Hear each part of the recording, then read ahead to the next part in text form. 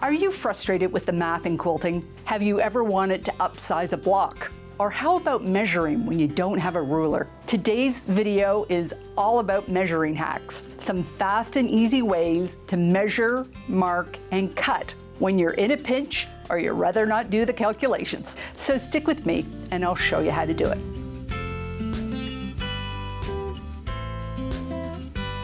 Hi, I'm Karen Brown of Just Get It Done Quilts. I give you tips, tricks, and strategies to help you make the quilt that you want to make. And if you like what you see, please click that subscribe button. There is a lot of measuring in quilting, from the trimming of blocks, to the alignment of borders, to the cutting of backing and binding. And sometimes you're just not up for the arithmetic. But measuring is more than just numbers. And these hacks can make the work fast and easy. So often we need to find the midpoint or divide it in thirds, quarters, or fifths. And you could use a measuring tape to find the length and then do the math. It's often just easier to take the fabric and fold it in half. And fold that in quarters and even eighths and mark from there. Thirds are a bit fiddly and fifths are a bit more. You gotta have all your fingers going, but totally doable. But what if your fabric is larger? Or it's fixed in place like on a long arm, or maybe you're measuring a piece of furniture. Then you'll be needing a long measuring tape. This one's not long enough, so I'm going to grab some adding machine tape. And if it's longer than your arm span, you can secure it with a magnet, pin, clip, or weight. Here you just use this paper and fold it as you need it to be done, just like you would the fabric. So I have all these points marked and I can now put them on the quilt. We use paper or a measuring tape because it does not stretch. If we used a piece of yarn or piece of string, we would lose our accuracy. And just note that you can always take these sections and then fold these into thirds or into halves as well to get even smaller measurements. One of the questions that I'm asked a lot is how to size up or size down a block pattern. Most block patterns are a combination of squares, rectangles, and triangles. So for this example, we're going to use this block, and it's called Mrs. Brown, and no, I did not design it. So there are two ways to do this. For both methods, you're going to need the finish measurement, that's not including the seam allowance, that you want your block to be. The original size is 6 inches. So let's upsize it to 9. You can use graph paper, copier paper, or newsprint. First, we start with a square piece of paper. Then we take a look at our block and see what we have. And though there are lots of lines and squares in this block, you can see at its core, it's a 9 patch. So we can draw this first. Then we have 4 half-square triangles in the corners, which we can easily make by just drawing on the diagonal. And then 5 snowball blocks. So first we mark the midpoints. Then we draw the lines in between them. And ta-da, we've upsized it. Now there's a second method. And for this version, we are going to make a really oddball size. Something really diabolical, like 10 5/8. So here is a square that measures that. So first, we're going to fold in thirds both ways to make that 9 patch. And we want to make some really sharp creases. And we are going to trace the lines of the 9 patch on these creases.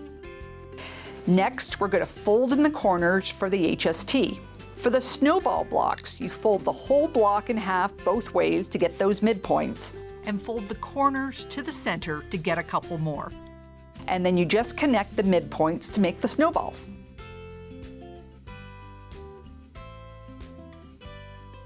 Now with either result, you can use this paper pattern as a paper piecing exercise by cutting the pattern into 9 squares, which will give you 4 HSTs and 5 snowballs, which can be used as paper piece patterns. Or you can cut it down into its components and cut those individually with a 1/4 inch seam allowance. It's your choice. We often have to cut things at an angle, and not all rulers and cutting mats have the angles marked, or you have to work in a totally separate part of your cutting mat that doesn't have the angles marked. Luckily, there are some rules for triangles that we can use. For squaring up quilts, you can align the sides to the edge of a table or a countertop with a 90-degree corner. This also works for long straight cuts like batting. And you can find 45 degrees on any mat just by bisecting any square on the diagonal. So if you need to cut a 45 for some binding strips, some half-square triangles, or diamonds, just align your ruler so that it's bisecting all the squares. It goes through all the intersections here.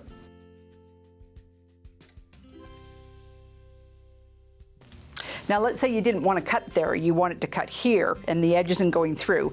Just find some line on your ruler that bisects all the lines, like this one right here. And you still have a 45. For 30 and 60 degree cuts, there is a golden ratio. And for quilting, it looks like a 2-inch by a scant 3.5 by 4. The smaller angle is 30 degrees and the larger angle is 60 degrees. And if we put two of these triangles together, we get an equilateral triangle. And these angles are also the foundation for hexagons. And we use both of these shapes in One Block Wonders.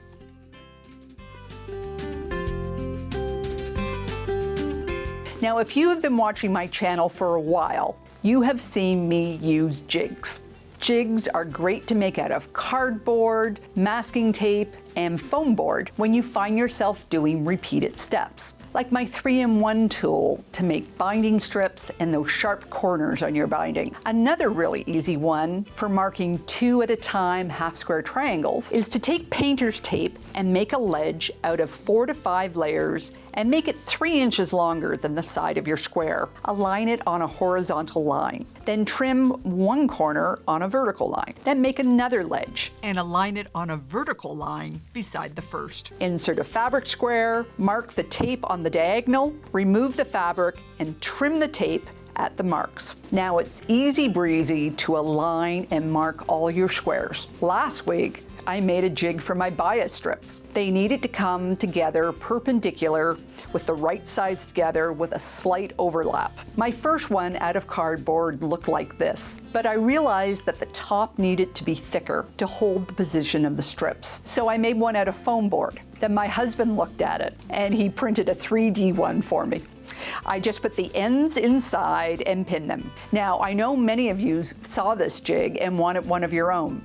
So I'm going to leave his email information in the video notes below if you want to contact him. You can also use adding machine tape to make a template to make scalloped edges or other curves. In this example, I used the tape to find my midpoint. Then I folded it in half to find the next midpoint. Then the curves were traced and cut out. Then it's laid on the quilt top and used as a guide. And used again and again on all 4 sides of the quilt. Sometimes we need to transfer marks or registration points from one part of a project to another. And using a ruler can sometimes be awkward or just not long enough. So grab your adding machine tape.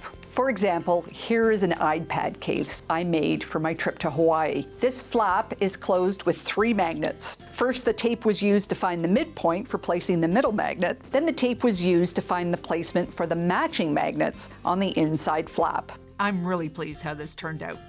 It's also useful for larger transfers. This quilt has a block layout that I thought I would copy in the quilting. Taking a long piece of adding machine tape, the top points and the bottom points were marked. Then the tape was used to transfer the marks to the section I was working on.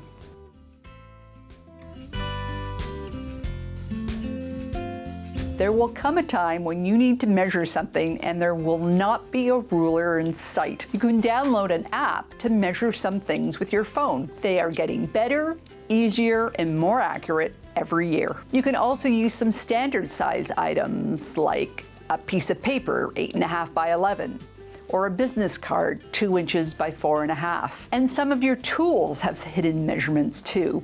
Like this pressure foot from here to here is 1/4 inch. The size of the plate on the bottom of my walking foot is 1 inch. And the height of this spool is 3 inches. But it's always good to have some part of your hand or body measured so you can ballpark the calculations when the rulers are far away. Like my big thumb is 1 inch in profile. The span of my 2 hands is just under 1/2 yard. And my arm span is just about 2 yards. If you enjoyed these unconventional measuring techniques and want to see more practical tips and tricks, you can watch more on this playlist here. Do you have your own clever measuring trick? Please share them in the comments below. I'd love to hear about them. Take care, and I'll see you next time.